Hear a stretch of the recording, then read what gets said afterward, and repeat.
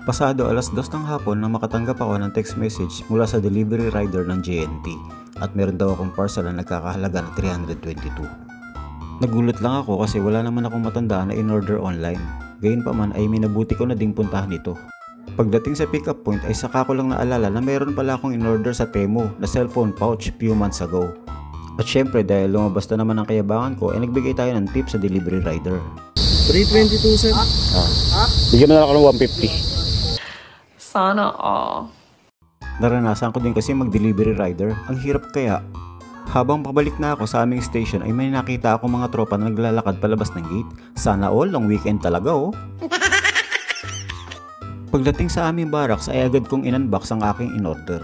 Medyo nag-iisip din ako kasi baka na-scam na naman ako. Lagi kasi ako nai-scam sa mga ganito.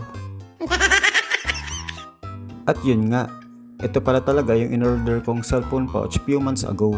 Legit yung product kasi ito talaga yung hinahanap ko. Wow! Pwede itong lagyan ng dalawang cellphone at mga cards at IDs. Meron din itong libreng sling kaya pwede mo itong isabit sa iyong belt. May mga connectors din ito kaya pwede mo itong ikabit sa iyong bundler.